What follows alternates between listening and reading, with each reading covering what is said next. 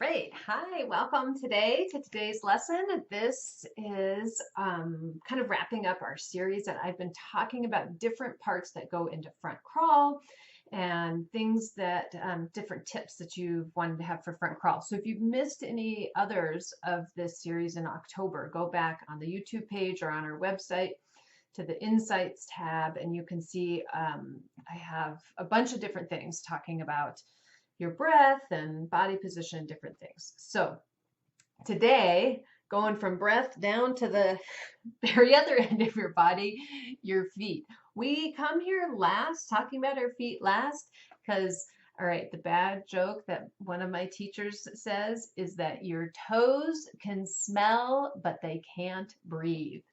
Haha. Okay.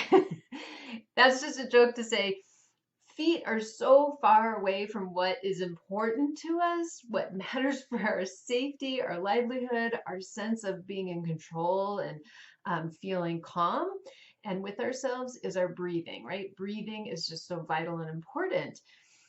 And that's why you want to have your focus up here first. And we don't care about the feet for a really, really long time. They just should be tails of a kite to start with. So I'm not going to get too much into that because there's lots of that opens up a whole area there, but I just wanted to make note of that, of why this is coming at the end of the series. So if you have done swimming instruction in the past, that it's all about the kicking and the legs, you have to go from the head down. Because of our balance, because of our sense of safety, because our calm, our protectiveness is up here in this zone. So we need to understand all of this up here to be able to do something with our legs. The hurry around doing something with our legs is really about the hurry of getting ourselves moving frequently. And you want to watch if the goal is really about moving and the goal isn't about feeling safe, comfortable and confident all the time. So you got to watch what's going on there. So when we have our goal that we know how to feel safe, comfortable and confident all the time, grounded, centered, we have attention for these things way far away that don't breathe. They smell but don't breathe. So you may have seen that there are lots of people who do lap swim or done lessons where they put fins on your feet. So I just wanted to give you a little more background and information about fins, like why you use them, what's their different purposes. So I really see that there are three kinds of objectives that you can use fins for your stroke development, for developing your front and your back crawl. They're used in the flutter kick, which is the up and down kick, versus like the breaststroke kick, which goes to the side. Butterfly, you can use them in butterfly because both your feet are going in the up and down motion. So the first reason why we use fins is to get more feedback from your feet, right? So your foot, is maybe this long, right? And so when you go to kick, you get this much feedback. When you have a fin, you're putting on more foot. You have more. So now you are pushing and pulling more water. Not really pulling, but you're pushing more water. You've got more water that is moving. So there's more feedback. You will get more movement because you are pushing more water. And so there you get more movement, more forward movement with having to know less too about the kick. So it is a tool that can help you get more feedback from your feet and more information from your feet, because things are just, it's like you're shining a bright light on it, where when it's just your foot, it takes a while to be able to really feel into where is it? How do I get that feeling of the water pushing down on the bottom of my foot and the lift on the top of my foot as it goes up and down? So that's the first piece of why we use fins, to just get more feedback. It can be a little bit hard in that you put those fins on and you're like, woo, I can go. And it's awesome. It's so fun. And you take them off and you think, oh, something is wrong here. I want to be going as fast as I was going before. I don't care who you are, how good of a flutter kicker you are. You put fins on, you're going to be faster. You take them off, you're going to feel like a slug, right? So you want to have that in your brain. You want to know this is normal because your brain's going to want to feed you it's not normal and something's wrong here when you go between fins and no fins. So just you want to feed your brain, oh, this is normal. I'm still looking for the same kinds of sensations in terms of how I push the water off the top of my foot, that loose, floppy ankle that is required to get movement in the flutter kick. So that's one category that you want to think of with your fins. The second category that we use the fins for is because front crawl, learning the front crawl is really, we have to go through, we have our BAM, our buoyancy, our air, and our movement, right? These three pieces. And so putting the fins on gives you some movement that is relatively easy. We don't have to then think about it too much and work too hard at it. We can just let the fins give you some movement so you can come back around because, right, we're always going around these 3 points. It's everything that we do has 3 points that you have to go around on. So I use the fins to give myself some movement so I go back and play with my buoyancy, of rotating around my buoyancy when I have some movement that I don't have to work as hard for. Because when you're learning and developing your kick, it's not very efficient to start with.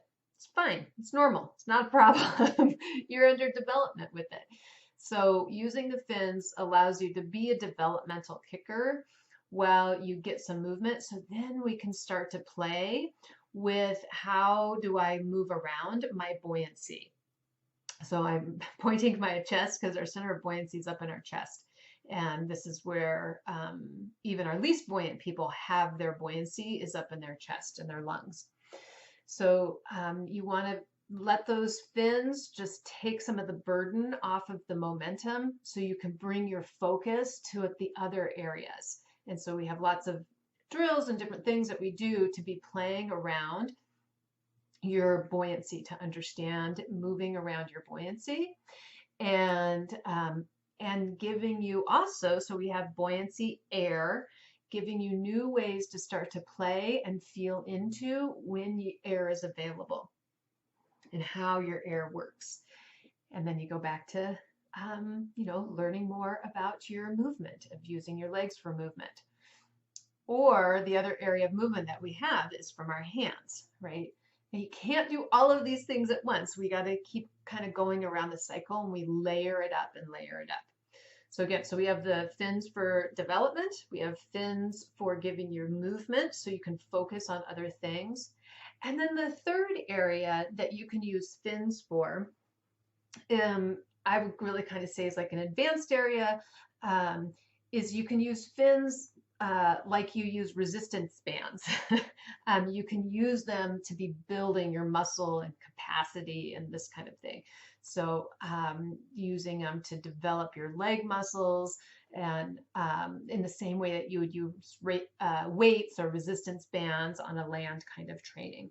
So that's really when you're getting into fitness training, when you're getting into that kind of coaching where you're coaching for speed and distance and building up your cardiovascular muscular capacities. So the fins can also be used in that way. But three very distinct purposes for the same tool, the tool of the fin. So, and you want to really be noticing, well, which one am I using it for?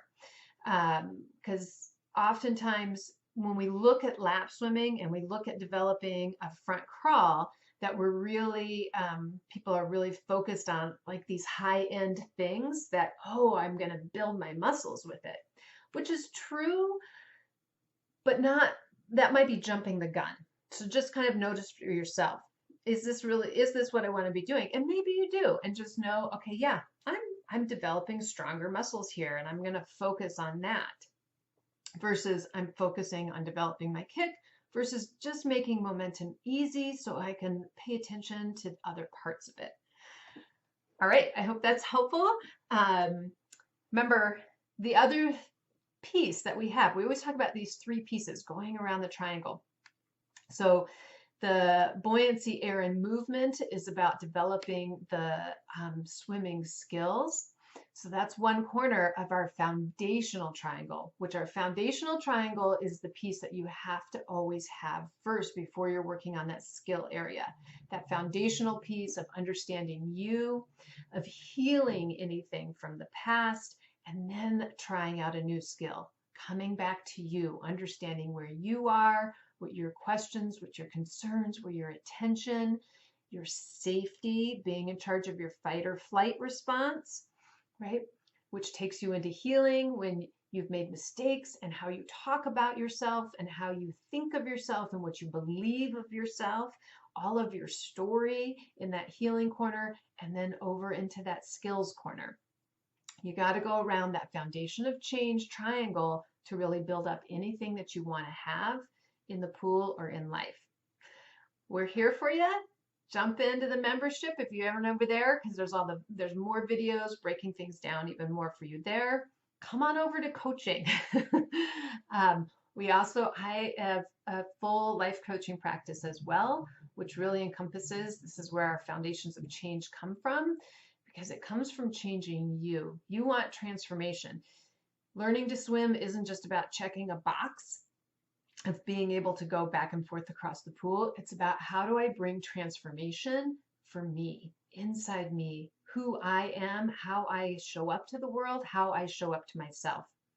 So either place, happy to see you. Can't wait to meet you in there and really create those wildest dreams.